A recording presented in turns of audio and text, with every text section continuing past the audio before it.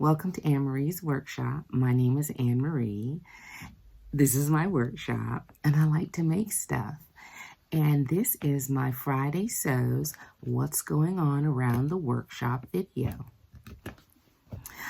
If you're into this kind of stuff, please like, subscribe, and share, and I'll let you know what we're working on this week. But first, the forum topic. Today's forum topic is, what do you like to make the most of? And that's real easy for me. I thought I liked to make a lot of separates, but it seems when I look back at my videos, when I look at my closet, I like to make dresses. So in honor of that, I'm wearing my Vogue dress that has been in a few of my videos. I call it my Dr. Strange dress because it's got all of this going on in it. But it is my favorite thing to make are dresses. I think they're a complete unit. You can throw one on, you're good to go. All you need is cover-ups.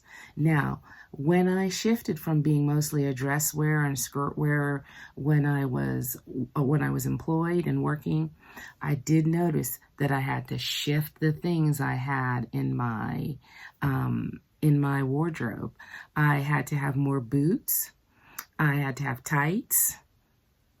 Yeah, that shifted. That really did shift. So, but I liked it. I liked having boots and I loved the different tights and things like that. But I am definitely a dress person. Now let's see, at the beginning of the week, I was thinking about a sew-along video because I was working on my Christmas in July projects. A lot of my makes this week were from McCall's 8245. This pattern was in the fall catalog, I believe, and it was all about leisure and luxe wear and things like that. So this week, I spent a majority of my time making these up as gifts for the Christmas. I did not plan on being able to finish them, but if I got if I got them started in a major way, that would free up my Christmas time for Christmas time stuff like eating cookies, singing songs, and having parties. So as far as that goes, I was able to get a lot of major things done. Last week, you saw that I had finished the robe in the marigold color for one of my daughters, but I was able to finish the burgundy wine one. They just need hems and cuffs, and I need a few more measurements just to be sure. And I was able to do the romper for the gold velour set, the romper for the burgundy wine set. I was able to start the robe for the tie-dye with silver stars, but I was waiting for the rest of the material because I did not have enough to do the romper. So once again, I'm just saying that was one of the great things about getting started now, so that I knew that I had to order more fabric. Now, the original piece that I cut out was this shimmering white knit, and I had cut that out for myself.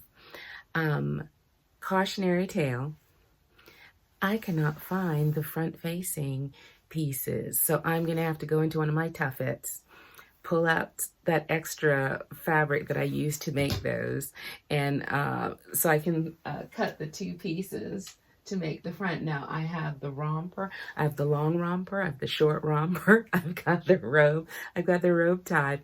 I'm just missing the front-facing pieces. They don't show. I can substitute another white knit for them, but I know I have them. It's probably, probably thought it was a remnant and stuffed it in one of my gumdrop pillows.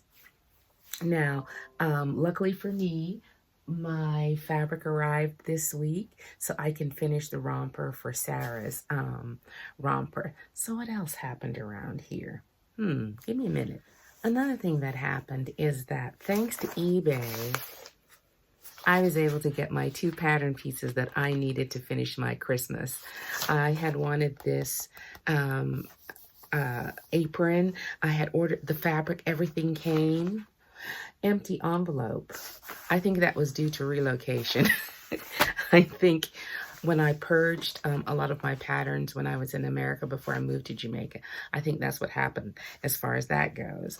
And I wanted this robe, and I found the envelope, but I didn't find the corresponding contents. I figured that was another thing. It's been a week since I talked about it. That was very fast because I used eBay. The pattern had to go to my shipping company in Fort Lauderdale and then come to me here in Jamaica, and I got it within, say, a week. That's amazing. Now I'm currently finishing up McCall 7757. I made a little bandeau top. I think this is the double, but I was making the single, which is this one right here, for my daughter-in-law. She had gotten a copy of what she had gotten one at Banana Republic, and so I wanted to make her a couple more. I have to run the elastic through. I'm gonna take a movie on Sunday to run that through and then put those in the mail to her. I made it in a black because she can wear that with everything, and I also made it in a cinnamon because that's one of her favorite colors. So they'll be finished by, say, Sunday when I start, because Sunday is my no-sew Sundays, and that's when I like I watch movies and stuff all the time, but just in case. So that, what else did I do this week? And one of the last things I've been doing is I have been printing off 4 PDF patterns that I purchased this week. Or if I didn't purchase them this week, I probably purchased them last week. But I printed them off. I take my old paper. If it has a blank side to it, I will print it off and use it when I put my papers, my patterns together. So this is the assembly line. This is the, sorry, I'm farsighted, the box pleat dress. And I printed off my Pattern Fantastique, the volley dress. I printed off Merchant and Mills, the, what do they call it? It's their vest. They call it, I guess just a vest. I'm interested in that. And also the Merchants and Mills, their simple wrap dress, the Etta. Well, if they have a name for this, they gotta have an, oh, Miller. Okay. So I printed them off on old papers, as long as there's like pretty much a clear place on the back. I will tape these together and cut these pattern pieces out, usually on a Sunday or a Friday night or wherever I'm watching a movie, because I have this big banquet table, so I'll just sit there with my big tape thing and put them together. I don't know that I'm necessarily making them, but next month I would kind of concentrate on PDF patterns because I have a lot of them. I've used quite a bit of them, but I know because you have to sit down and tape together, I don't always go to them. I usually go to the big 4. But here's the thing. I keep a book. Whenever I buy a PDF pattern, I print off the first page of the instructions with a picture, and then I put it in a notebook that has all my PDF patterns separated by type, so I don't forget about them. So when it's time to do my monthly planning on what I want to work on, those are some of the books that I look through, as well as I keep crates with all of my different pattern envelopes divided by type. So that kind of helps a lot keep me in track with what I have. Yeah, and that's basically what I plan on doing. Okay. All right. So I hope that helps you. I mean, I manage quite a bit of patterns, and it is my hobby. It is my joy. So I kind of have to take responsibility for it. I've also been reading my creative studio. You know, as a former librarian, I like to put books where they get read. And this has been in my restroom. I wash my hands before you come for me. I wash my hands, and I have been reading it. Person by person who have been sharing their studio. And I think there's a lady in here whose studio I had inspiration from so many years ago. It's made me rethink my space. I've been organizing some things a little differently. It makes me want to paint my walls. I would love to paint them a blue. I think this is the original paint from, oh, I think when the house was built, maybe 30 years ago. So I put up my drapes, which are kind of a denim, cream and white paisley swirl. And I think I'd like to paint the walls like a soft blue with kind of a denim hint to it. So I could really recommend this book, Creative Studio by Kate Koulakos Prato. And any such book that helps you work on your space. Also, you get validation when you see other people's studios, you know, even though you got a lot of stuff, other people have more. Okay, so that's one of the things I've been working on this week. I know what I did. I made a few more of those Dress a Girl Around the World dresses. I had cut out 2 of these, so that's why I have to. They're very quick to make. The hardest part was finding a match. This is left over from a dress that I made for my daughter. If I find the picture, I'll put it over here, that she wore on her Italian trip. And the hardest part was finding a green that went along with this tone. And I want to show you something that I use all the time. A lot of people ask me how I put things together.